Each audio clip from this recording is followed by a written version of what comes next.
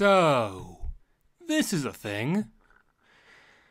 Yeah, okay, let's, you know who I am. Hey, it's me, the Media Raptor, how they hanging down, dudes, blah, blah, blah. Let's just get into the review. When I heard they were making a movie based off Teen Titans Go, I was pretty indifferent to it. I should probably state for the record that... Sorry. Enjoying a nice cold Mountain Dew. State for the record, I'm not the biggest fan in the world of the original Teen Titans show, mainly because I have seen all of maybe 6 episodes. Yeah, like the TV channels I get don't run it. Netflix doesn't have it. They're not on YouTube. I know they're on Blu-ray. I just haven't ordered the Blu-rays yet because they're kind of expensive, and I'd rather get some other stuff that I know is good first before investing in a full TV season that could suck. So, what I have seen, though, I did really enjoy. It also should be said, I was really young when the original Teen Titans aired and then was canceled, so I have no childhood connection to it. It just sort of came and went. I think the first time I even heard about it was on the tail end of it leaving, because we went... this is a really weird memory. Don't ask how I know this. But my mind works in really weird ways with what I remember and what I forget. We were going to Burger King when I was like 5 or 6 or something like that. Maybe. I don't know if it was Burger King or Harvey's. And they were giving out free comics with the kids' meals or whatever, and it was a Teen Titans comic. I had no idea what it was, because I didn't even really know who Batman was at that point. So I didn't think much of it. As for Teen Titans Go, I don't hate the show. Really, I didn't even find out about it until it had already happened. Shoot, there's one... Hang on, just give me 1 second. I remember hearing about the show from a YouTuber. I'm pretty sure it was a female. I forget what her name was. It was, hang on.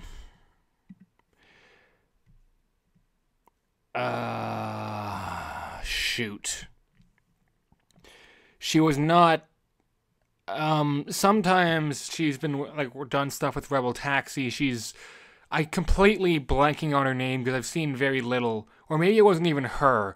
But I remember it was something like they were discussing the worst... hang on, let me just look something up.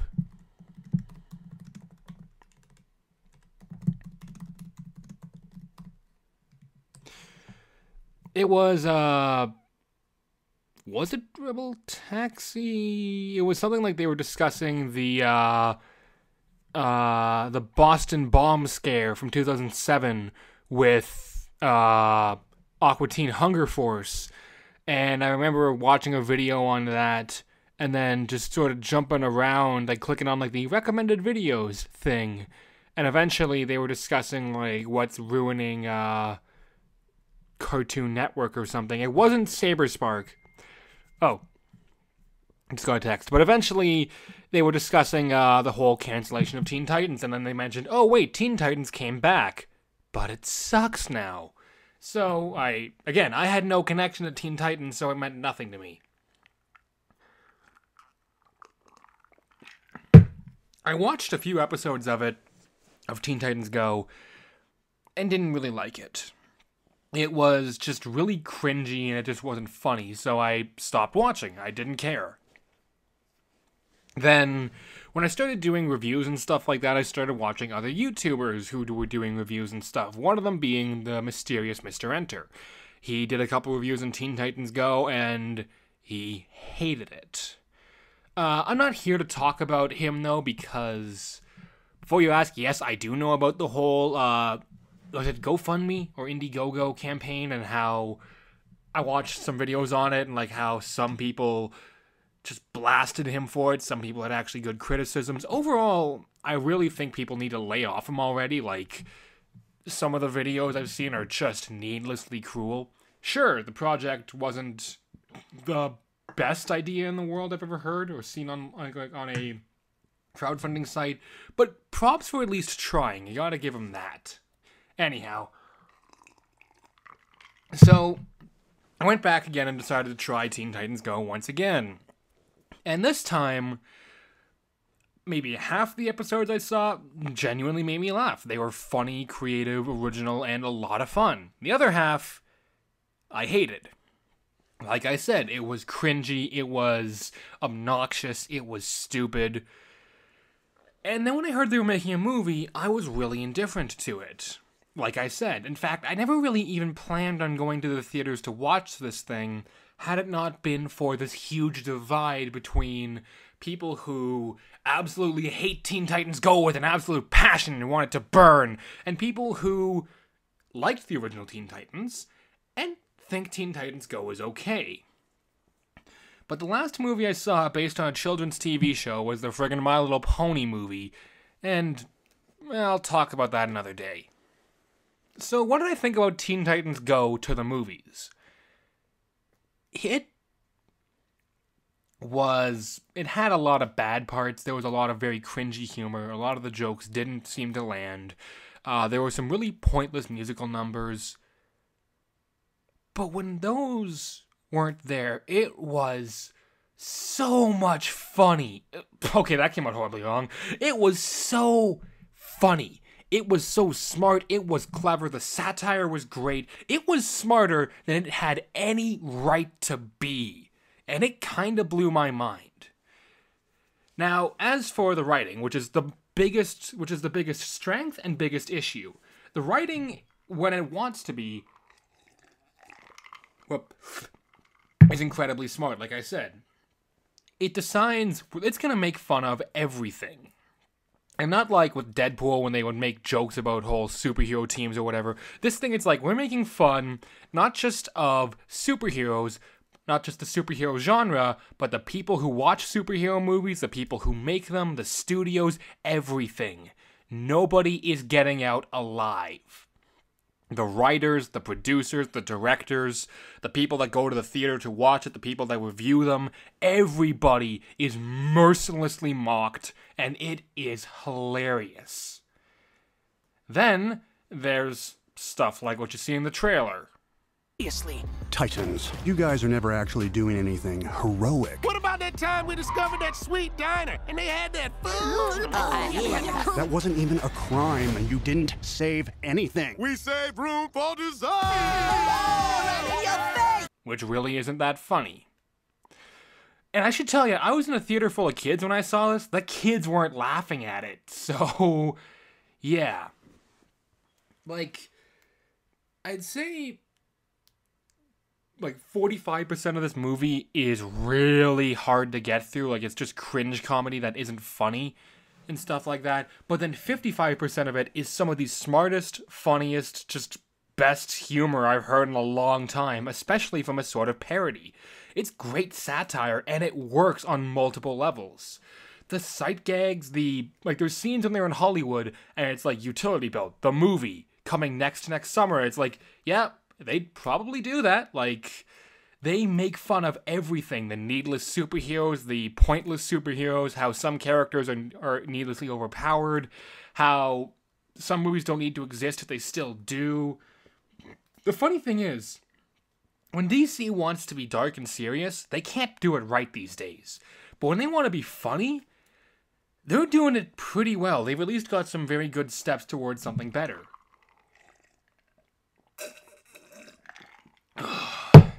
Sorry. And the story itself is actually pretty funny. The idea is Robin kind of wants his own movie because he's tired of being seen as just a sidekick. Now, side note, I really think they missed an opportunity to make fun of Titans in this, and that would have been hilarious, even though none of the kids would have gotten it. Then the whole movie is them doing things to try and make it so the Teen Titans will get their own movie. And when I say that, I don't think you guys understand how far they go. They commit child murder at one point in this movie. They get several people killed just so they can try and get a movie. And it is hilarious for all the wrong reasons. This movie is incredibly dark in one scene, and I loved it for all the wrong reasons. Namely because I find dark humor really funny, actually, when done right. But One thing that kind of is confusing about it is, well, just watch this real quick. Yeah, well, lots of people have guns and swords, okay? Nah, I'm pretty sure you're Deadpool. Look into the camera and say something inappropriate. They kind of acknowledge that, yeah, they're in a movie, yet the whole movie is about them trying to get a movie made. I feel like there was a really big missed opportunity for a joke or a plot twist or something that they realize, wait, we're in a movie. That means we have a movie. Like, they're trying to get a movie made within the movie. And I know I am overanalyzing Teen Titans Go here, but hey, if people do it on YouTube and get tons of views and get paid for it, so can I. But that's a joke they missed out on that I think really could have worked, is making fun of the fact that they're trying to get a movie made within the movie. Even if right at the end they go, wait a minute, we did have a movie made. And these idiots paid to watch it. That would have been great. And the characters, they're not really what you'd expect from a superhero movie. Aside from being kind of stupid at times, like, let's admit, these characters are kind of dumb, but that's what makes them kind of funny. They're all kind of jerks. Like, Robin is a massive jerk. Like, you know that one girl everyone has had in their class, or some girls might be, when they think everything revolves around them, they deserve everything and everything should be given to them, and it gets to a point when you want to punch them in the face, tell them to shut up, and then they scream sexual inequality or something, or sexism or whatever, and then everything gets really stupid. That's pretty much Robin in this movie, and if you were offended by that, well, hey, it's the way it is, but he's a total jerk to everyone. And he'll go to any length to get his own movie. And like I said, it gets pretty dark in one scene. I don't know, and this is sort of an acting thing, which I'll talk about in a minute. I don't know whose idea it was to cast Will Arnett as friggin' Deathstroke, but he is the best part of this movie. Every single scene he's in made me laugh out loud. He is genuinely the best part of this movie. And sadly, they don't use him that much. They don't use him as much as they could have. And he honestly is a great villain for this movie, because one, he is actually a threat, but also, he's pretty funny. He's got some of the best lines in this whole movie. In fact, the writers of this movie seem to know what these people online talk about and hated about Teen Titans and decide, let's make fun of that. Like this.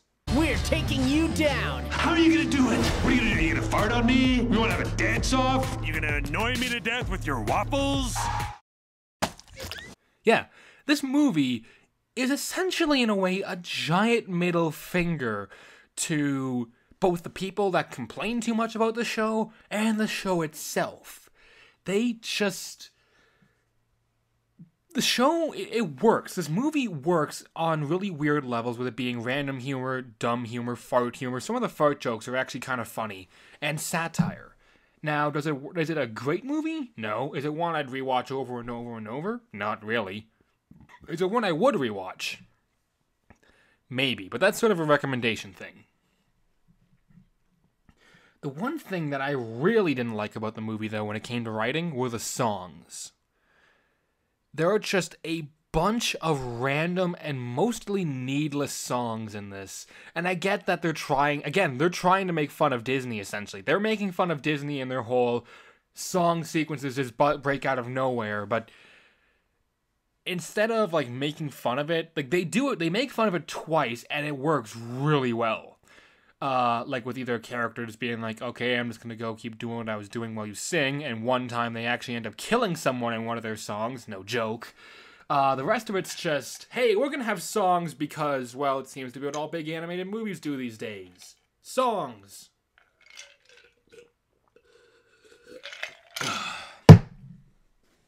But one thing I can't fault this movie on is the acting. The actors in this movie are great. And part of that has to do with the fact that we have the original cast of the Teen Titans playing the Teen Titans still. They played it in the original, they played it in Teen Titans Go. So, yeah, everyone who's in this movie does a great job.